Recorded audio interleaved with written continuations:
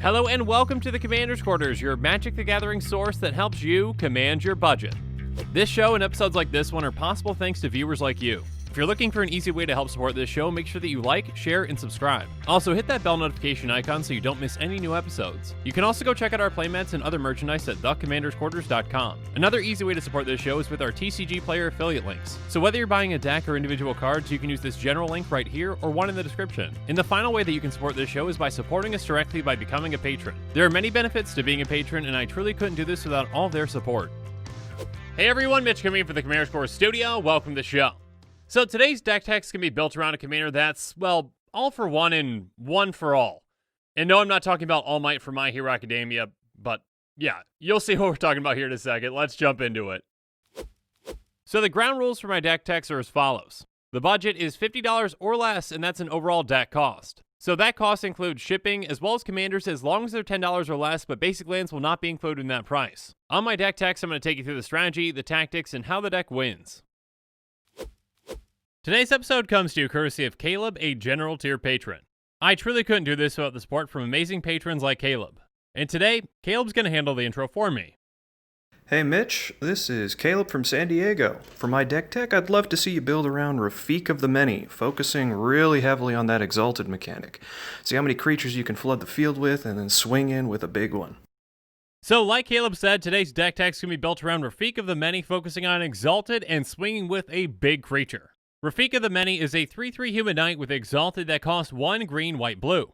He has whenever a creature you control attacks alone, it gains double strike until end of turn. So Rafiq is all about one creature attacking alone and hitting hard. Now most of the time that's going to be Rafiq, but it can be another creature instead. Anyways, the strategy for this deck is very straightforward. We're going to have Exalted creatures everywhere. The more instances of Exalted that we have on the field, the harder our one creature hits. And then how we win with this deck is pretty simple. We're going to swing with one pumped up creature and smack for a ton. Again, Rafiq can easily kill our opponents through commander damage, but we can even just kill them with other creatures too. And with this deck tech, I'm going to take you through 10 different tactics to show you how this deck works and how we're going to win with it. So let's start things off with tactic number 1, many mana. First up, there's Fauna Fertility, which we can put down turn 1 and then sacrifice turn 2 to get a land into play tapped. Another great turn 1 ramp spell is Search for Tomorrow, which we can suspend 2 for a green and gets us 1 basic into play untapped. And then Sakura Tri-Baldor can help us out as well by sacrificing it to get a land into play tapped. Some other great turn 2 ramp spells though are Rampant Growth, Edge of Autumn, and Farseek. Rampant Growth and Edge of Autumn both get us 1 basic into play tapped, but Edge of Autumn can only do it if we've got 4 or fewer lands, though we can cycle it by sacrificing a land. And then Farseek can either get us a Plains or an Island into play tapped. Next up, we've got some more turn 2 ramp in this deck with our Signets with Azorius, Selesnya, and Simic. And finally, we're also going to be running one of the Talismans as well with Talisman of Curiosity. Ramping on turn 2 can be crucial for this deck to get Rafiq out quickly and start hitting hard. But we're also going to want to get some other things out to help Rafiq. So now let's move on to tactic number 2, Excellent. So with this deck, we're going to be running plenty of creatures with Exalted, such as Akrasan Squire, Aven Squire, and Ethercast Knight. Each basically are just in the deck because they have Exalted, though Aven Squire does have flying so we can get through easier. We've also got Knight of Glory, Sighted Cast Sorcerer, and Sigiled Paladin. On top of Exalted, Knight of Glory has protection from black, Sighted Cast Sorcerer we can give Shroud, and Sigiled Paladin has First Strike. And then at 3 mana we've got Court Archers, Guardian of Akrasa, and Frontline Sage. The Archers have Reach, the Guardians have Defender, and the Sage can help us loot. But some big effects come from things like Guiltspire Avenger, Battle Grace Angel, and Sublime Archangel. Guiltspire Avenger has tapped destroy target creature that dealt damage to you this turn. So on top of Exalted, this can help us deter attacks. Battle Grace Angel says whenever a creature you control attacks alone, it gains lifelink until end of turn. So while we're hitting hard with this in play, we can also gain a ton of life. But Sublime Archangel takes things to a different level, saying other creatures you control have Exalted. So if a creature has multiple instances of Exalted, each triggers separately. So if another creature already has Exalted, it basically just gives +2/+2 now instead of +1/+1. So this can essentially double up the effectiveness of all of our Exalted creatures. But we're not quite done with Exalted effects just yet. So now it's time for us to move on to tactic number 3, Extra. First up, there's Ardent Plea, which has Exalted and Cascade. So this can help us cast something small for free and give us another instance of Exalted. And then Angelic Benediction has Exalted, and whenever a creature you control attacks alone, you may tap target creature. So this can help us pump our one creature and help potentially get them through. Now, all these Exalted effects are great, but there's one that stands above the rest. And that comes from the Golden Pig of our deck, which is the number 1 card out of our 99. And the Golden Pig for this deck is Finest Hour. Finest Hour is an enchantment for 2 green, white, blue. It has Exalted. Whenever a creature you control attacks alone, if it's the first combat phase of the turn, untap that creature. After this phase, the traditional combat phase. So essentially a second combat for our one attacker, which is incredible with an Exalted deck. Exalted triggers on each of our combats to make our creature even bigger the second time it swings. This card on its own can turn our commander into a one-shot kill. The first time Rafiq swings, he's going to be a 5-5 with double strike, and the second time a 7-7 with double strike. If he hits one player both times with all that, that's going to be 24 damage total. This card is absolutely incredible no matter what creature we're swinging with, and that's why it's the Golden Pig. But we still have more great cards to go through. So now it's time for us to move on to tactic number 4, one at a time. First up, there's Sigil of Valor, which says whenever a equipped creature attacks alone, it gets +1/+1 until end of turn for each other creature you control. And then Angelic Exaltation is somewhat similar. It says whenever a creature you control attacks alone, it gets +X/+X until end of turn, where X is the number of creatures you control. So each of these can really take advantage of the number of creatures that we're going to have on the board and make our one creature huge. And next up, we've got Silent Arbiter and Stoic Angel, which can each help us control the game. Silent Arbiter says no more than one creature can attack each combat, and no more than one creature can block each combat. We only want to swing with one anyways, so this really doesn't hurt us at all. So this can really slow down our opponents to help us a ton. And then Stoic Angel has players can't untap more than one creature during their untapped steps. So again, this can really slow our opponents down and really not affect us at all. But outside of creatures that already have evasion, how are we going to get our one creature through? Let's find out in tactic number 5, coming through. First up, there's Key to the City, which we can tap to discard a card to make up to one target creature unblockable this turn. And then when it becomes untapped, we can pay 2 to draw a card. So this can make a creature unblockable and help us loot. And then Whispersoul Cloak has a equipped creature can't be blocked and has Shroud. So this protects a creature and gets it through. Prowler's Helm says equipped creature can't be blocked except by walls. Now the vast majority of decks don't have walls, so this is pretty much just unblockability. We can also just trample over our opponent's creatures too with things like Behemoth Sledge and Loxodon Warhammer. Sledge gives +2/+2 in lifelink and trample, and Loxodon Warhammer gives +3/+0 in trample and lifelink. We can also help a creature fly over with something like Cliffhaven Kite Sail. And finally, we've got Sleep, which is going to tap all creatures target player controls, and then they don't untap during that player's next untapped step. So this can help us get a creature through and protect us as well.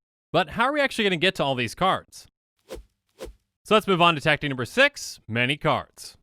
First up, there's Frantic Search, which says draw 2, discard 2, and then untap 3 lands. And then Chemist's Insight says draw 2 cards, and it's got Jumpstart so we can cast it a second time. Next up, there's Rain of Revelation, which lets us draw 3, then discard 1.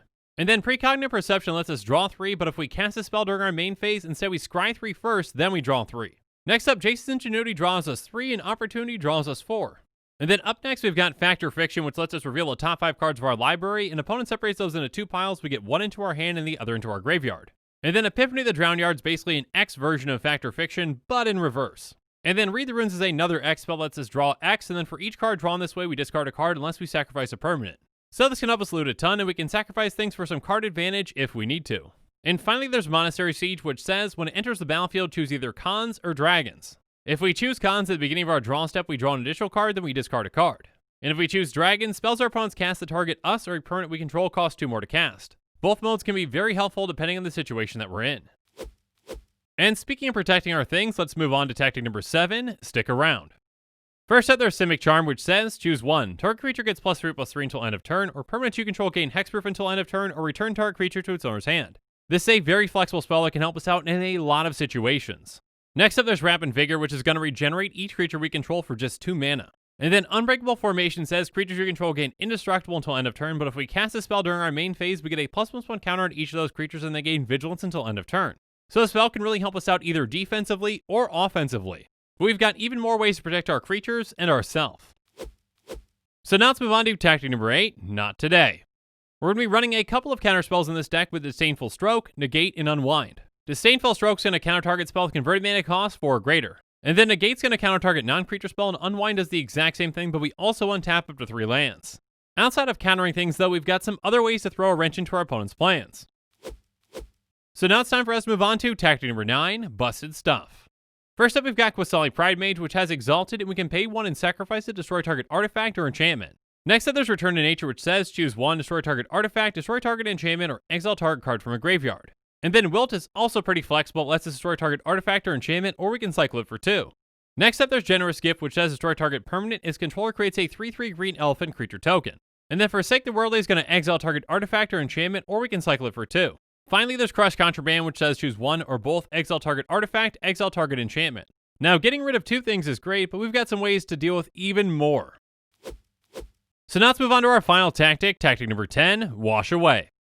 First up, there's River's Rebuke, which says return all non-land permanents target player controls to their owner's hand. So this can set one player really far back. And then there's Aether Gale, which says return 6 target non-land permanents to their owner's hands.